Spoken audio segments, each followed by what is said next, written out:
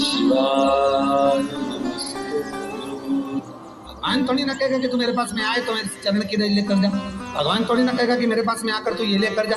भगवान तो कहेगा मेरे पास में आया है, मांगना कुछ मत, बस मुझे जो स्नान कराया है मेरा चरणोदक लेकर जा, छीट दे पूरे घर में, संपदा भरना मेरा काम है। जहां मेरी चरण की रज पहुंच गई वहां संपदा स्वतः पहुंच गई, मैं वहां पहुंच जाता, तो चरणों तक ले जा। पर लोग ले जाते हैं, पूजन करते, कलश भी उड़ेलते, जल भी चढ़ाते, पर आते समय खाली लेकर आ जाते। भगवान को इतना बुरा लगता, मेरे दरवाजे से खाली जाए, मुझे कितना बुरा लगेगा।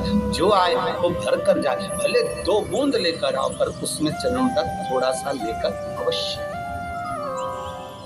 हमारी माताएं बड़ी प्रेम से कहती हैं, आप लोगों के मन में भी ये बात जरूर होगा, जितने लोग टीवी पर कथा सुन रहे हो, फेसबुक यूट्यूब पर श्रवण कर रहे हो, आपने भी सुना होगा, घर की जो माताएं होती है, कभी भी घर का रसोई घर का बर्तन जिसमें सब्जी बनाई है, 50 लोग अगर जिमने आ रहे हैं और कह दिया आज का निमंत्रण है, 50 लोगों का पार्टी है, ये है वो है, सुहागिल है या ब्राह्मण भोज है, तो वो जो खीर का पात्र होगा, जो बर्तन होगा, जो सब्जी का पात्र होगा, माँ उसको खाली जल्दी नहीं करती है। भले उसमें सब्जी थोड़ी ना थोड़ी पड़ी रहने देगी, जब तक सब जिम कर नहीं चले जाएंगे तब तक उसमें पटक कर रखेगी। क्यों? क्योंकि उसमें उसकी बरकत है।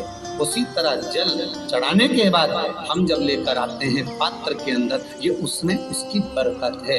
गर्ग संहिता में दूसरी चीज कही, उसको भी समझ ली। गर्ग संहिता में कहा गया, जब आप घर से जल लेकर जाते हो भरकर, तो ये सृष्टि की जितनी नदियां हैं, पृथ्वी पर जितनी नदियां विद्यमान हैं, जितने तालाब, जितने सरोवर, जितने कुंड, जितने विराजमान हैं, उन सारे तीर्थों का जल जब आप घर से लेकर निकलते हो तो वो तीर्थ का संपूर्ण जल आपके कलश में आ जाता है। और जब आप उस जल को शिव पर समर्पित कर देती हो और 2 बूंद चरणागत लेकर जब जाती हो, तो शिव महापुराण गर्ग संहिता पद्म पुराण कहती है, वो जल साधारण नहीं रहता, वो गंगा जल बनकर तुम्हारे घर को पवित्र करने के लिए पहुंच जाता है। वो पवित्र गंगा जल बन, उसको लेकर प्रवेश कर, उसको लेकर पहुंच। 3 तरह का जल शिव को समर्पित होता है, और वो तीनों तरह के जल का अलग अलग भाव है हमारा।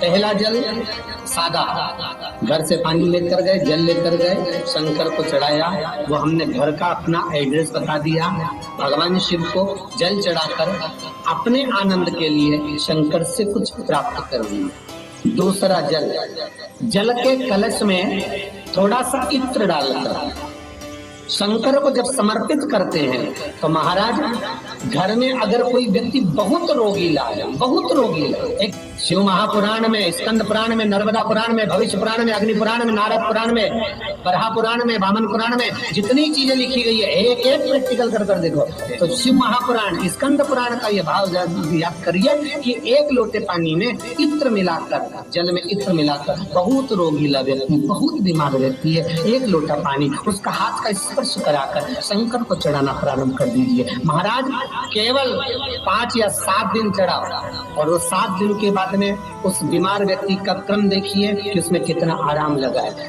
औषधि दवाई काम करना प्रारंभ करी कि ना करी। केवल इत्र समर्पित, इत्र का जल। तो पहला जल सादा, दूसरा जल है इत्र का, और महाराज तीसरा जल जो शिव महापुराण के अंतर्गत कहा गया है, बेल पत्र का जल।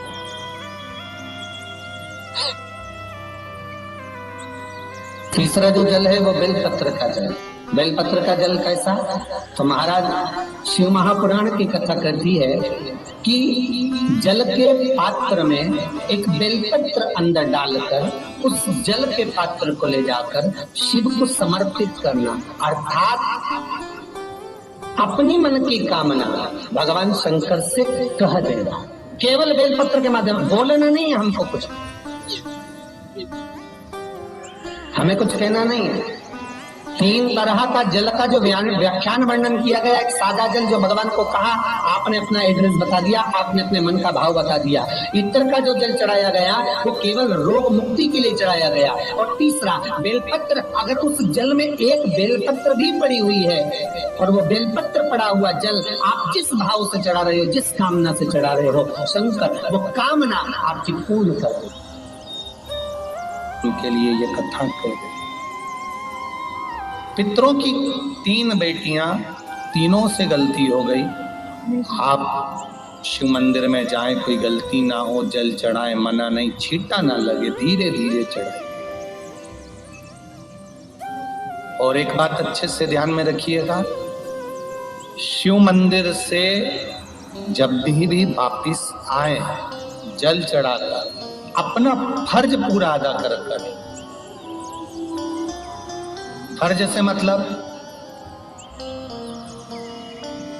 जब शिव मंदिर से वापिस आए, जो पत्ती, बेलपत्री, फूल शिव जी पे चढ़े थे वो नीचे शिवलिंग पे से नीचे गिर गए हों।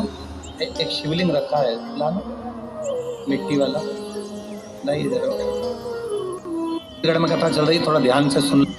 तो आप लोग जो पशुपति व्रत कर रहे हो या कोई भी उपास करते हो, कई लोग कहते हैं हमने करा नहीं हुआ, क्यों नहीं हुआ? उसमें हमारी गलतियों को हमें चाहिए।